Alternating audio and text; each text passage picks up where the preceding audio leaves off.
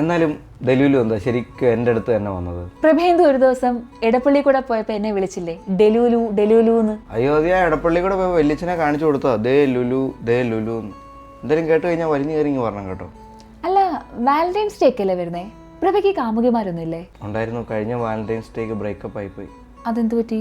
അത് അവളെന്നോട് പറഞ്ഞ ഏതെങ്കിലും പാർക്കിൽ കൊണ്ടുപോകണം, ഭയങ്കര സേഫ് ആയിരിക്കണമെന്ന് പറഞ്ഞു. എന്നിട്ട് കൊണ്ടുപോയില്ല? കൊണ്ടുപോയി. അതിനാ അവള് പിണങ്ങിപ്പോയത്. അതേത് പാർക്കാ? Pay and park Mavelikkara. ഭയങ്കര സേഫാണ് അവിടെ. ഞാൻ അവിടെ ബൈക്ക് വെച്ചിട്ടില്ലേ എറണാകുളത്തൊക്കെ പോകുന്നത്.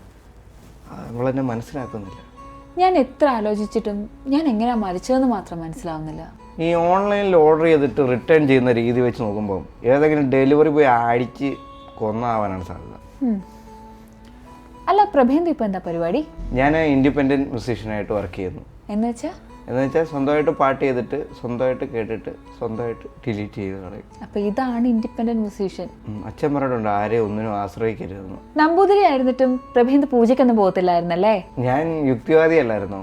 അയ്യോ, ഇന്ന് തന്നെ ഇപ്പം ഒരു സമ്മേളനം ഉണ്ട് ഞങ്ങളുടെ. എന്നിട്ട് പോകുന്നില്ലേ? 9:30 വരെ രാഹുകാലം അല്ലേ, അത് കഴിഞ്ഞിട്ട് വേണം ഇറങ്ങാൻ. അത് ഇന്നല്ല, ഇന്നലെ ആയിരുന്നു. എൻ്റെ ദൈവമേ, അത് പറയണ്ടായിരുന്നു. ഇന്ന് രവീന്ദ്ര സാർ എന്നെ ഒന്ന് കൊല്ലും അങ്ങോട്ട് ചെല്ലുമ്പോൾ. പ്രഭേന്ദു ഡയറ്റിലാണോ?